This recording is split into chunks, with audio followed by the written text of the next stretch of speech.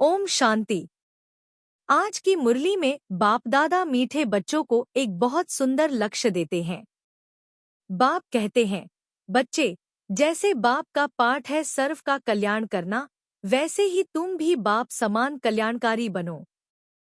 इस समय हम सभी आत्माएं शिव बाबा से बेहद का वर्षा ले रही हैं। हम जानते हैं कि शिव बाबा हमें 21 जन्मों के लिए स्वर्ग की राजाई का अधिकार देते हैं। यह कोई नई बात नहीं है, बल्कि कल्पकल्प से यही ईश्वरीय ड्रामा चलता आया है। बाप समझाते हैं कि पहले हम अज्ञान में थे। हमें न तो परमात्मा का सही परिचय था और न ही सृष्टि के आदिमध्यांत का ज्ञान था। लेकिन अब ज्ञान सागर बाप ने हमारी बुद्धि का ताला खोल दिया है। अब हमें पता है कि हम 84 जन्मों का चक्र लगाते हैं, देवता से मनुष्य बनते हैं और फिर बाप की पढ़ाई से देवता बन जाते हैं।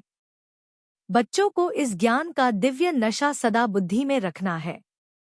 जब बुद्धि में सृष्टि चक्र और बाप की स्मृति रहती है, तब जीवन में अपार खुशी बनी रहती है। बाप एक और सुंदर बात समझाते हैं। बच्चों की एक विशेषता देखकर बाप दादा बहुत खुश होते हैं। वह है गरीब बच्चों की सच्ची भावना। कई गरीब बच्चे यज्ञ में 8 आना या 1 रुपया भी भेज देते हैं और कहते हैं, बाबा, इसके बदले हमें महल देना।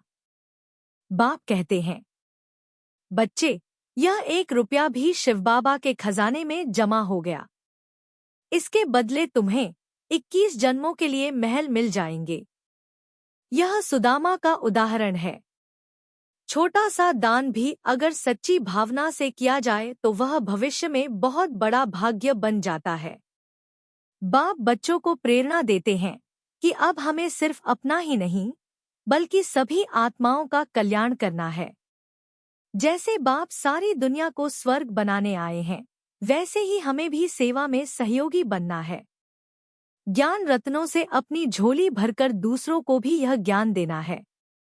आज दुनिया में हर जगह अशांति और दुख है, लेकिन हम जानते हैं कि बहुत जल्दी यह पुरानी दुनिया समाप्त होने वाली है और फिर से स्वर्ग की स्थापना होने वाली है।